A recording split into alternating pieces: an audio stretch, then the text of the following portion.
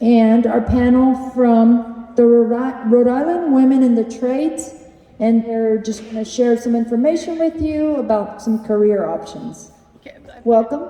I just wanted to say a couple words first. Good morning, everyone. I'm Dr. McWilliams, Superintendent of Schools, and we are pleased to bring this opportunity to you. I think it's really important for students, especially female students, to know all of the possibilities that are available to you. We look at college, but we also look at career readiness. And career readiness is really what we're going to focus on this morning, this opportunity about women in the trades and how important it is. First of all, we know that there's a shortage of plumbers, electricians, construction workers, and I first met Mrs. Anita Bruno at a community event over the summer, and I watched the students and even some female students who came to the event and were very much interested in learning how to bang a nail into a board. And I think it's really important as you think about your future, even if you're going on to college, to have an opportunity to learn a trade and to know about a trade. These are really, really important. And we need you and they need you in their industry. And so without further ado, Mrs. Anita Bruno. And while we're working on getting the presentation ready, she's just going to do some introductions.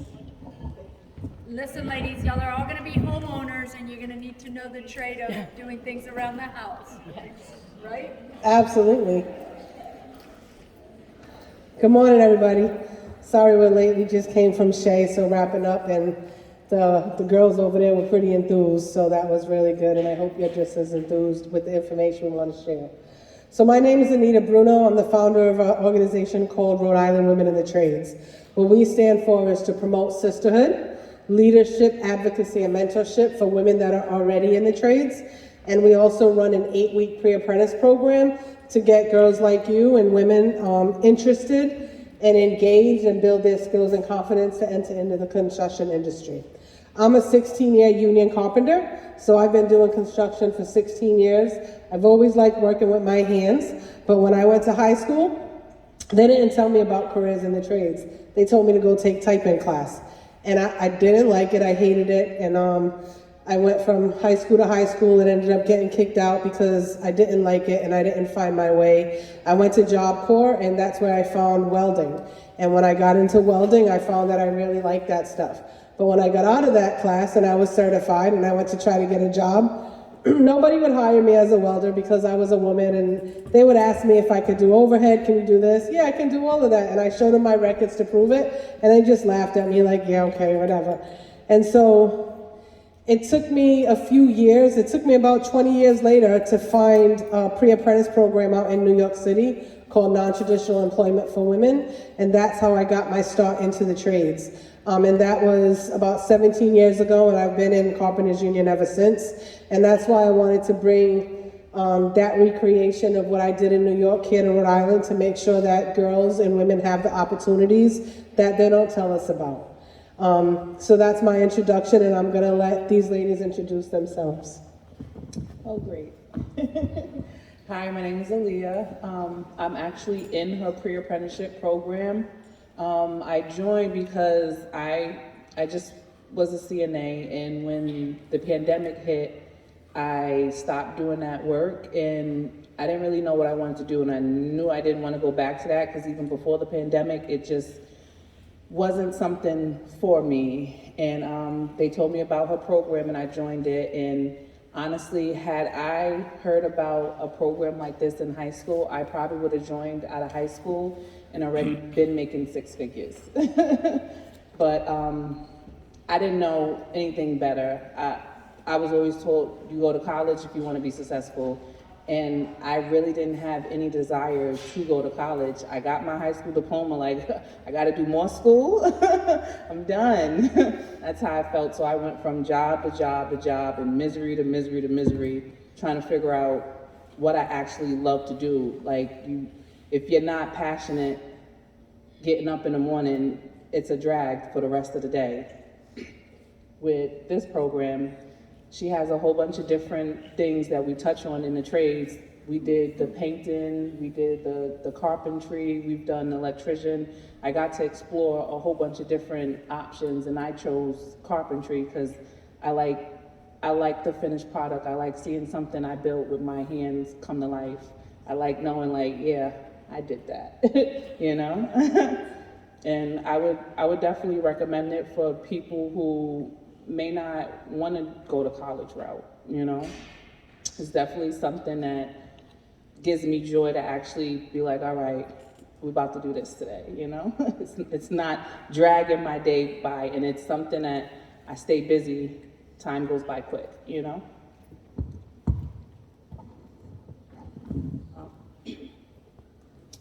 My name is Tara Freeman. I own Lucky Lady Construction. I work with Anita. I started in construction in, I'll say like 20 years ago. With that being said, I went to the union. I thrived, that was great. Went from the union to owning my own company, and I'm in front of you ladies now.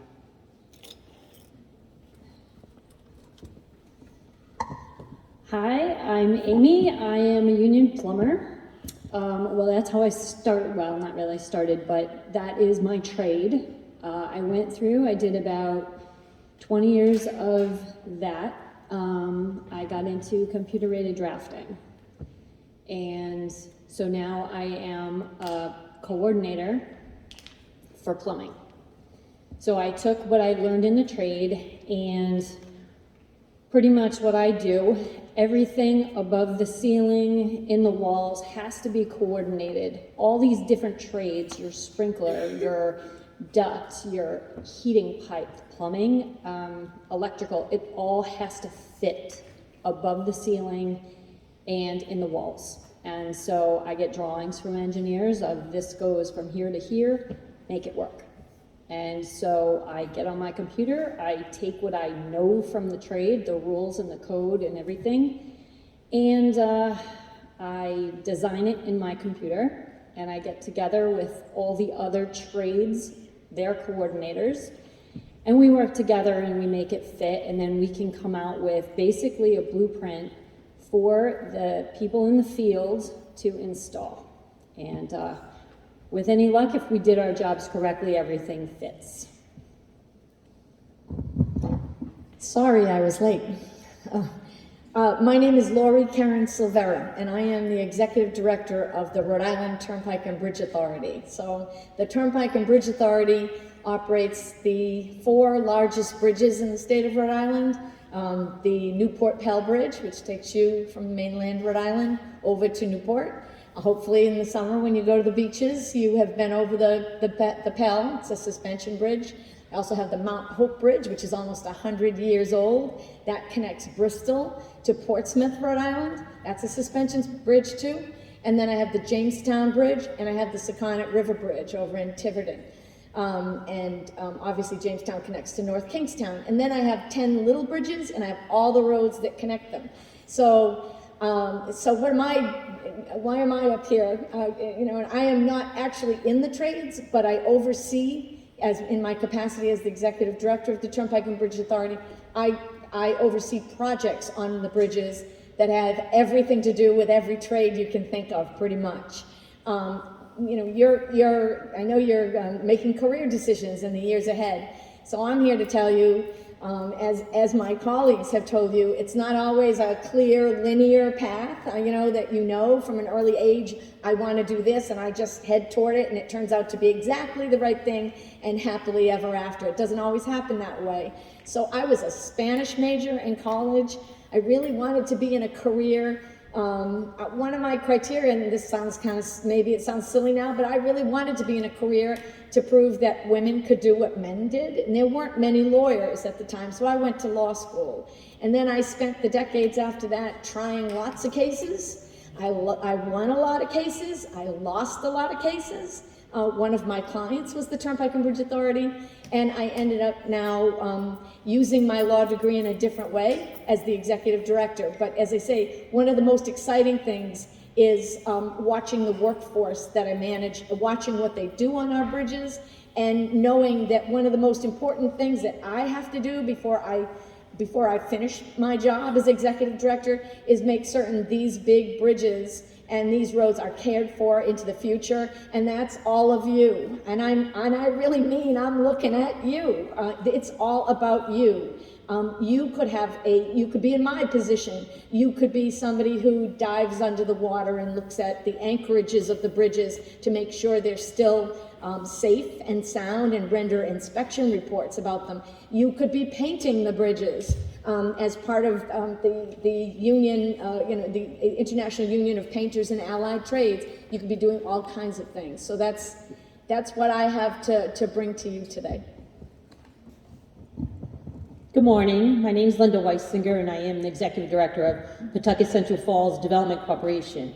We're a nonprofit affordable housing developer and a community development corporation. So our role in this presentation is to really sort of highlight one thing that makes our organization different than any other CDC in the state, which is we're the only nonprofit general contractor in Rhode Island.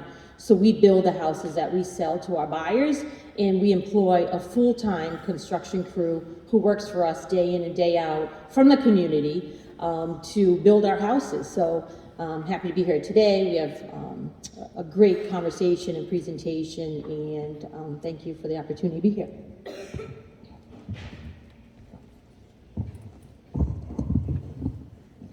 Thank you, ladies, and thank you for bearing with us. We have a presentation just to kind of give you a visual to the things we're talking about. But there's a couple of key points that I wanted to hit on.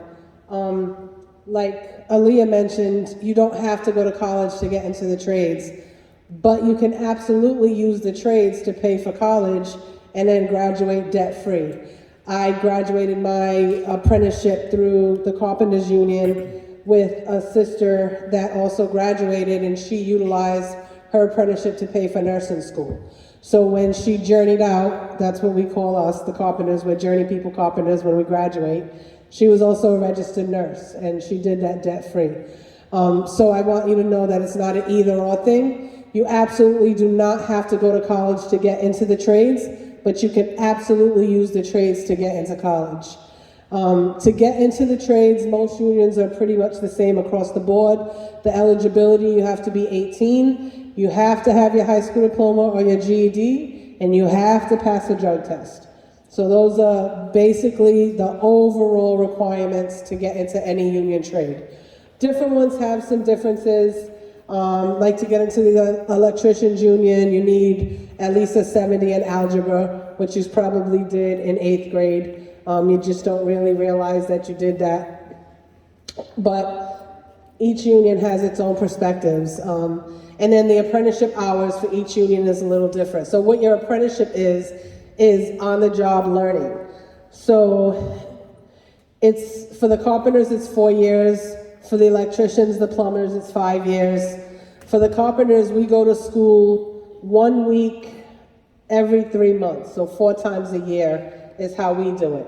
But the plumbers is a little different. They work 40 hours, and then 2 nights a week after work, they go to school. The electricians, I think, is the same way. They go, you work all week, and then probably 2 or 3 nights a week after work, you go to school. You have to go to your school. That is one of the only ways you can get kicked out of the union. Our jobs are, we're always working ourselves out of a job, because once the building is done, that's the end of that job, and then you go to the next building, or the next bridge, or the next highway.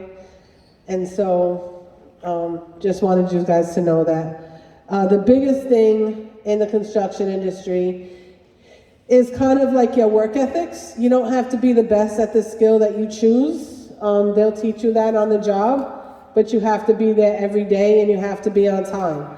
You have to be teachable. You can't walk in thinking you know everything, because none of us know everything. I'm still learning every day. So as long as you can bring that attitude into the job site, you'll pretty much write your own ticket and you'll be able to stay. I love being in the trades. We make a lot of money being in the trades. My significant other just retired as a carpenter after 38 years. He makes $4,000 a month on retirement. That's his pension. And then he retired with over $1 million in his annuity. So it's very lucrative to also be in the trades. Yeah, our presentation's almost up, so I could show you some pictures behind that. I don't want to talk you out of that.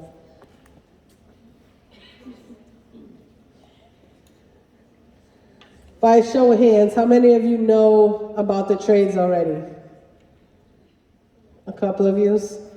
Your parents work in the trades? Yeah. How many of yous do work in your house or watch your mom and dad try to do things in your house? Yeah. Tighten locks, change doorknobs, how to level a picture frame, right? Things like that. Those are all skills. All of them are skills that you can actually be making a lot of money for. And you'd be surprised how many people don't know that. There's a lot of women that come up to me and say, hey, I want to take your class, but I don't need a job. I just want the skills. I'm like, I can't do that right now, but we are trying to put together a do-it-yourself stuff. But there's a lot of women that aren't aware of that stuff. There's a lot of women that don't know how to use a hammer. There's a lot of guys now that come up to our tables that don't know how to use a hammer. So just learning those little things, those are life skills that you can take with you, and then you can make money off of that.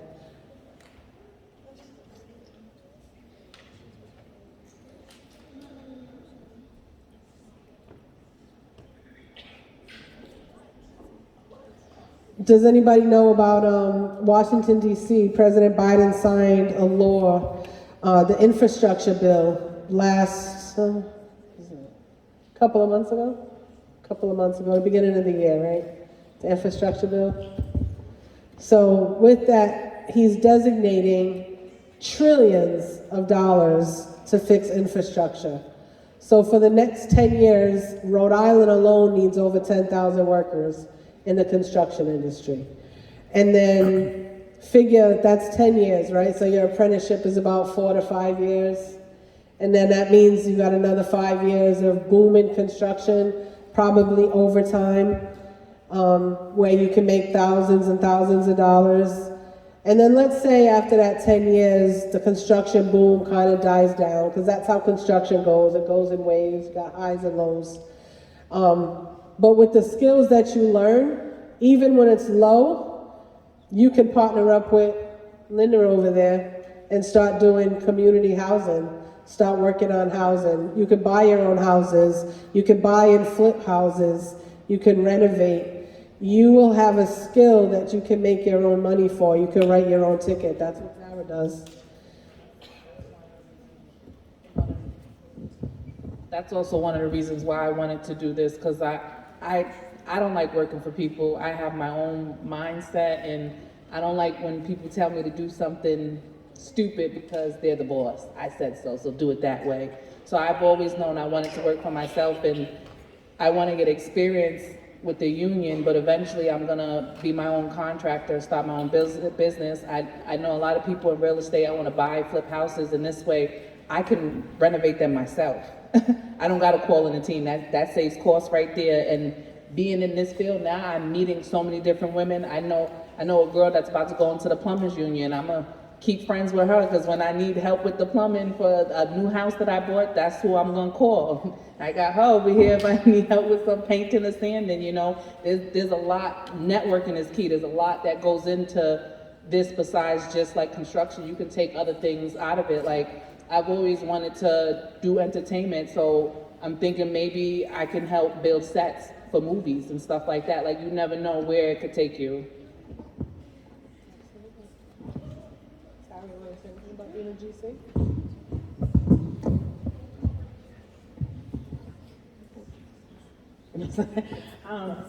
Okay, well,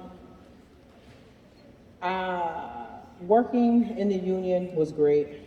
It set me up to be able to know how to handle a project. Project management is great. The best thing that you need, if you can have the best workers, if you can't manage a project, there's no way you can finish it. An unfinished project means no money.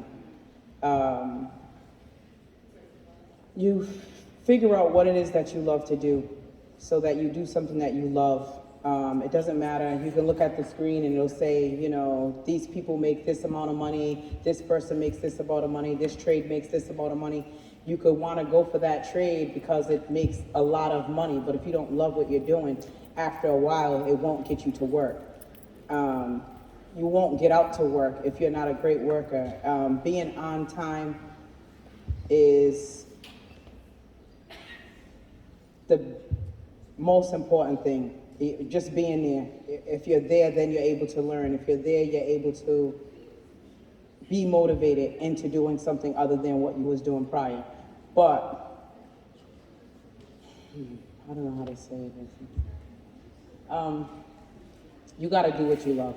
So like the classes with Anita, you'll see all aspects of the trades so that you're able to choose if you want to be a plumber, if you want to be an electrician.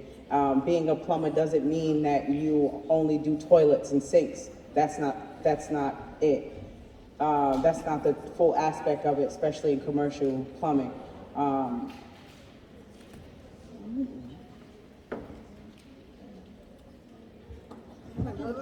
I can talk about that. I can fill in a little on that because I am a plumber, and I never thought that I was actually going to stay in the plumbing trade because I don't want to go to people's houses and take care of drains. But when I got hired and I started my apprenticeship, I found out that I was actually going to construction sites. Like if you see, big pile of dirt and there's a crane there and they're building a big building, that's where I am. I don't do service work in homes, which is something that, a lot of plumbers do. But part of it is the reason why we're here is to let you know that in all of these different trades, there is so much more than what you generally think of when you hear carpenter, when you hear painter. There is so much more that the trades cover. So,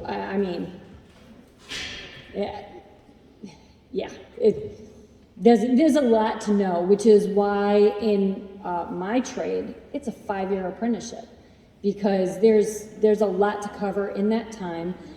So not only are you getting paid during the day and working 40 hours like a full-time job, you have your own health insurance, you have your own retirement, and you go to school to kind of learn the theory behind the reason why you're putting stuff in the way that you are.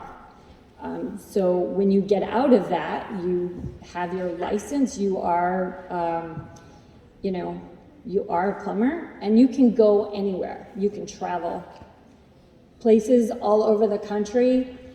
They will do what they call shutdowns, like at power plants and big places like hospitals. They'll do a shutdown, and they have to have a job done in a certain amount of time, and they'll pay you to go there and stay and work like crazy to get this job done. But it's big money, and you're seeing other parts of the country. So, yeah. Do you want to continue or did you want to Go ahead.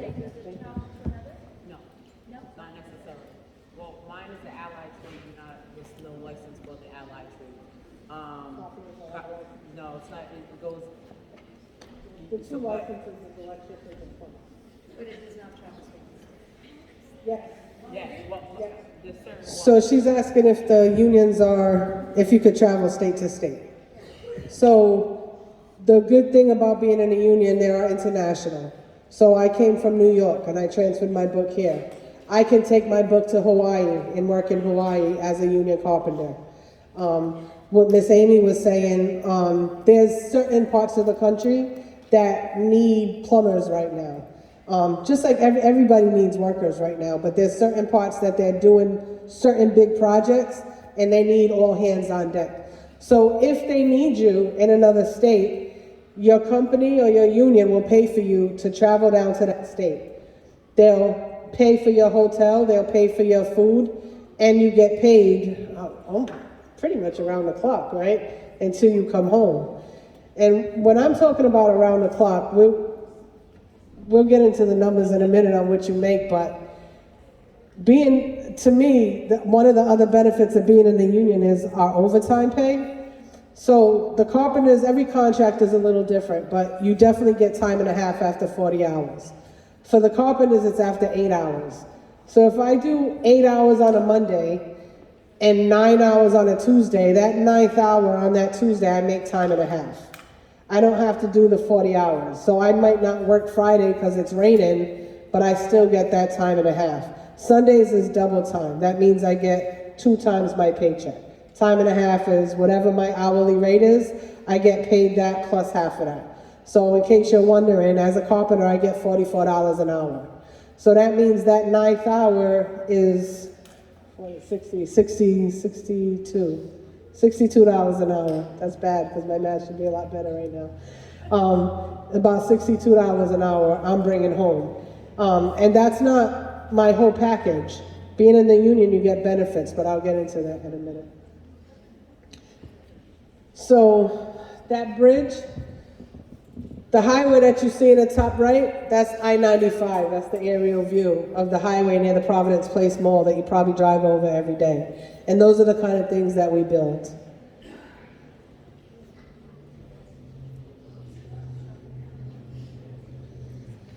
So now we could get into a little bit about the bag. Tara makes a good point. You gotta love what you do, because just like you spend most of your time right now in school, the most of the hours that you're gonna spend in your life after school is at work, unfortunately. But if you love what you do, then it's not a problem. I got into the Carpenters Union because I absolutely love working with my hands, but I absolutely love my paycheck.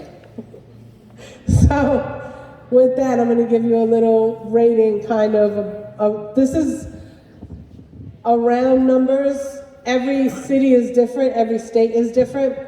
I make $44 an hour here in Rhode Island. If I go to Boston, I'm at $52 an hour, just so you know the ideas. So this is kind of a range, and I put this together before COVID, so it's gone up since then. So plumbers can make around $28 to $46 an hour. Wind turbine engines, you'll see a picture later, they're making about $27 to $39 an hour. And I want to break that down a little bit in case you don't know what a wind turbine is. I don't know how to explain it in layman's terms, but they're big sticks. But, you know, like the wish things that used to blow with the little windmills, you know what those are, right? All right, so the wind turbines, green energy is coming in, right? Everybody's talking about green spaces and clean energy coming in, and how do we get energy that's healthier to the environment, right? And so the wind turbines are one of their solutions. Rhode Island built a wind farm about 5 years ago out in Block Island in the water. So they sent a lot of carpenters, a lot of operating engineers, a lot of divers out on barges to do the work in the middle of the ocean. They loved it. And so with that, they're gonna do a whole wind farm. And with that is a lot of work. That means there's a lot of work coming down the pike if y'all wanna get into it. And there's a lot of money behind that work. Rhode Island is gonna be the hub of manufacturing for those wind farm tunnels. The wind farm tunnels are gonna be almost the whole East Coast, from, I think, up to Maine down to New Jersey. All those states in between. On the coastline, it's gonna be in the ocean, so you probably won't see them, but you'll have the opportunity to work on them if you want. We're gonna be manufacturing all the parts for those wind turbines here, so if you decide you wanna get into manufacturing, that's another career that you could also get into.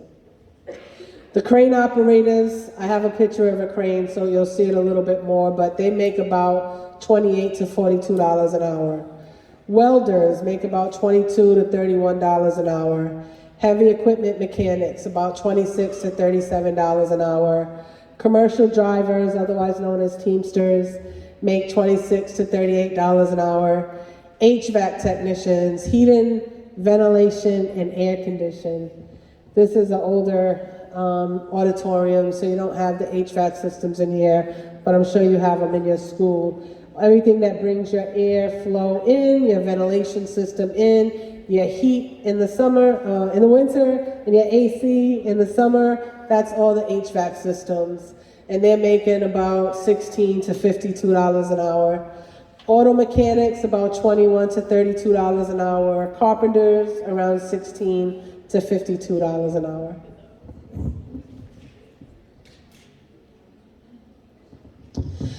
This is a picture of a bridge, and I'm gonna let Ms. Laurie talk a little bit about that because this is her expertise. So the bridge you're actually seeing there isn't in the United States, but it's got a system on it that we are putting on two bridges. Anybody have a guess? That bridge is actually red. It's gorgeous. It's in Scotland. It has on it what's called a dehumidification system. So I have these two really large bridges. One is 53 years old. One is 93 years old. The 53 is the Pell Bridge. The other one is the Mount Hope Bridge, and we're going to do these dehumidification systems because inside the cables of these bridges are fine wires, and we live in Rhode Island, and climate change is a thing, and rising humidity levels are a thing, and it goes in and it creates water in these cables, and it corrodes them. So we applied to the federal government for a grant to put dehumidification systems on both the Newport Pell Bridge and the Mount Hope Bridge. And we got $83 million a couple of weeks ago to do the Pell Bridge, and now we're still chasing some money to do the same thing for the Mount Hope Bridge. But each of these projects involves every trade you can think of. And it's really kind of exciting because it depends upon lighting a fire with all of you to say, maybe this is something I want to think about. Maybe I want to have a role in caring for these bridges. Maybe I want to have a role in big projects like this. And the sky's the limit. There's all kinds of roles that you could have in a project like this. So when we got this money, we built into the grant proposals a labor component, and we focused on introducing youth to American infrastructure. I hope all of you have seen the Pell Bridge and the Mount Hope Bridge. Right now they're lit up red, white, and blue, so they're really cool. So if you get to see it, we did that for Veterans Day, but we left it that way a little bit longer because everybody enjoyed it. But if you get to see them, and just give some thought to all the things that go into caring for these bridges, but because we focused on finding the workforce of tomorrow, which is all of you, because we did that, I got in the mail an invitation to the White House, which to me, as a lawyer, it kind of looked like a legal document. Even though it was a nice invitation, it looked like something that I shouldn't say no to, and I should just say, yes, thank you very much, I'll be there. And it said, show up at this gate and we'll let you in, and after we, ask for every piece of information we can think of, and you walk by dogs and all that. So I went, and when I got inside, what I saw was everything we're talking to you about. I saw organized labor, different unions that had worked with different companies to bring young people and show them all of these different trades, and to tell them they could learn a trade, get paid while they're learning it, schooling and working, get benefits while they're doing it. And by the way, if you want to consider college after that, we'll pay for that too. So how good is this? I mean, I'm not saying it's a sure thing, but if you play your cards right, you could get all of this. Maybe you don't want all of it. Maybe you say, I just want to be in the trades, and that's awesome. Be in the trades. Maybe I want to take it a step further, have my own business. Maybe I want to be in management. Maybe I want to go to college and take it into engineering. What I learned in the trades, I take into engineering. All of that. I just said it, when we were at the other high school that we went to this morning. I said, the world is your oyster. No Rhode Island pun intended, but it's true. You have all these options. They're all open to you, and it's pretty exciting to be you. So that's a picture. And so when next time you go over one of the suspension bridges, you'll see, you all have seen the Pell Bridge, and I actually have been to the very, very top of the Pell Bridge, which is pretty exciting. and the main cable comes down, and it's inside, and they have to walk on that main cable to get into those fine wires that are being corroded by water that's caused by humidity. So that's just one job, unwrapping that cable and caring for the wires inside and rewrapping it all. All of these are specialties. It takes special equipment, it takes people specially trained, and it's exciting stuff. You are not, I'm not wearing a suit today, even though I told you I'm the executive director of the agency. My board meeting was the other day, so I was wearing a suit. But today, we have dress down Fridays, and so I don't always wear a suit to work. And maybe you're thinking, I don't want a job where I have to wear a suit, and heels to work every day. And so all of these career options are available, and they're pretty exciting.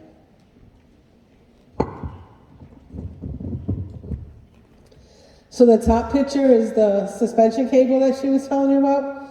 And you can see they look really little, but all the people in yellow, all the little yellow dots, those are people that are working up there. And the bottom picture, that's how the highways are made. The roads that you're driving on, that's concrete just freshly poured. That yellow machine over, it's called the screed, kind of levels out the concrete so that you get a nice smooth surface. That's actually a picture of hydro demolition. So we all know hydro means water, right? So we use water to demolish. We were demolishing the surface of the Pell Bridge going into Newport. We still have another big section to do, but and you can see the workers leaning over. It's really cool that they put the rebar in the ground, and then they pour the concrete into that. Hydro demolition. Let's see. I learned something new today.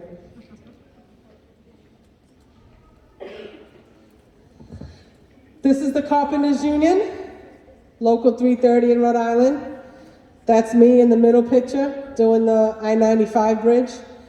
The picture all the way to the left is stairs.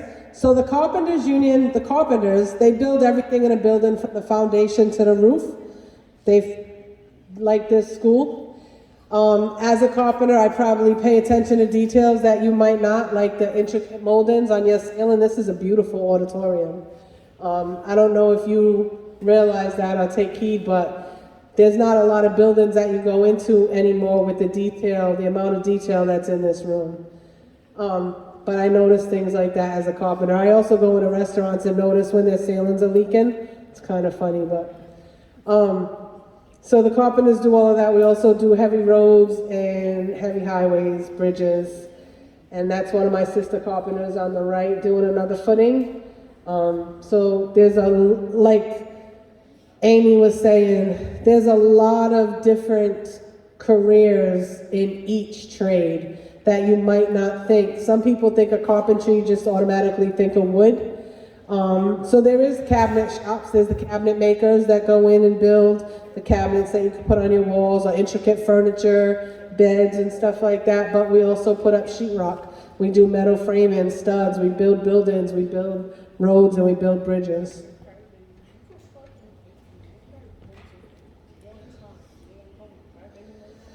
The Plumbers Union. The young lady all the way to the left, she's in our class, the Rhode Island Women in the Trades. We got to take them to the Plumbers Union for a day. They got to do some hands-on stuff. She's cutting pipe over there. They learned to thread pipe. They learned to solder pipe. And what Miss Amy was saying, in the Plumbers Union, it's a whole bunch of different things. Sprinkler fitters for your fire alarm systems, or your outside to water the grass.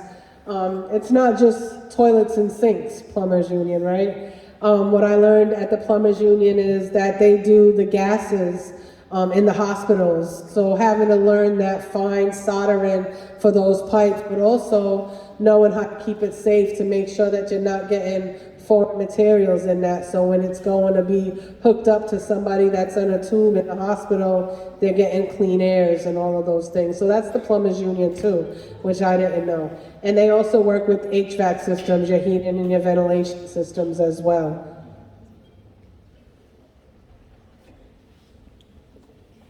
How am I just gonna sit down there? I think I'm gonna sit down and watch out for a minute. That's the Electricians Union. So the young lady on the left and the right, her name is Rebecca White. She's an electrician apprentice right now. And again, the electrical engineers, you would just think the lights, turning the light switches on as electricity, right? But solar panels, all the solar farms that are going on right now, that's electricians. Fiber optics, like cable, Verizon, your Cox, that's all of that is the electricians union. International Union of Painters and Allied Trades. The picture in the middle, that's Tara back there teaching our girls how to tape in mud.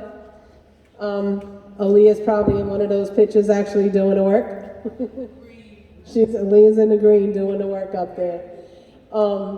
So painters and allied trades, what does that mean? So painters union is, yes, just painting your wall like you would think normally, right? But all the faux finishes that you might see where you could go into a place and see paint that looks like marble, or some of the painters know how to paint that makes a wall look like wood. And not only do they paint, they do the taping, the compound on the drywall after we're done. They also do, the glaziers is also under the painters union, so they install windows. So the carpenters will install the frame and the cutout, the rough opening, but the glaziers, they come in and install the windows. So those are just different trades, allied trades that are under. Something else I learned today that the painters do is they do fire stopping. So insulating and painting fire paint in the ceilings to make sure that your rooms are fire rated. And what that means is if there was a fire in this building, this room is supposed to be fire rated for 2 hours. So it means that you could be in this room, hopefully for 2 hours, the fire department will come by then, right, and save you.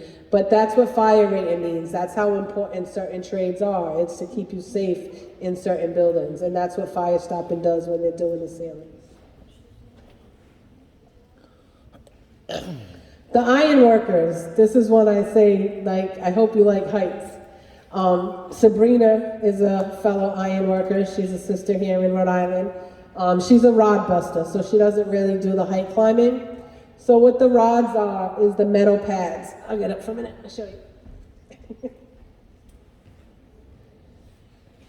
So I hope you can see this in the back, but these... One second. Okay. Everyone stay seated. We're going to hold it. You don't worry, you won't get penalized for going late, but we want to give you the appreciation of finishing the presentation. About how many more minutes? Thank you. I'll hurry up. Okay. Maybe 10 more minutes? That's fine. Okay. All right, and I know if you're going to lunch, don't worry, we'll take care of it. You can still go to lunch. Everyone take a seat. Emma, who do you need? Thank you. Sorry if I'm keeping y'all from lunch. So the pads right here, this is what Miss Laurie was talking about in the concrete. These go in any concrete that's poured. So buildings where they have concrete walls, that's inside of it. The road and bridges that you drive over in the concrete, those mats are inside there. And the rod busters, the iron workers, they tie that. The carpenters build forms around it, and the iron workers come in and build the mats. The carpenters will close it up, and the laborers will come pour the concrete. But they also have the structural steel, like the top right picture, all the way on the top, that structural steel, those I-beams, they get flown in by the cranes. They get hammered into the ground, and then the iron workers climb. They'll be strapped onto that iron. The crane will swing over another I-beam, and they wire and nut them together. So they're doing a lot of climbing, the iron workers. The laborers union. The laborers do a lot of fun stuff. They do a lot of demolition, so if you got anger issues, get into the laborers union, go in there, break some buildings down. The jackhammer is the guy on the bottom left. He's breaking up the concrete, demolition. The guy on the top on the left, that's a hose, he's pouring the concrete. I don't know if you've ever seen big trucks and they got this big spinning thing in the back that holds the concrete, and they're spinning it, they're aggregating concrete. And then it comes out that big hose, shoots out with a lot of pressure. You see him there like that. He's using 2 hands with that to hold that hose steady. But that's how you pour concrete, and that's what the laborers do.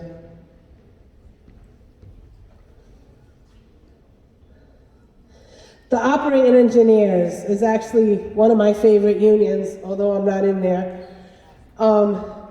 I think of it like Tonka trucks. You see the top right? Those are all the toys to play with. Excavators, cranes, backhoes. In the middle, that's actually Aaliyah's in there too. That middle picture, we got to take a trip to the Iron Operating Engineers Union. Yeah, tongue twisted over here. And that red thing, that's a crane. And on the left, the operator is at the top in the car, and then in front of her is estimators and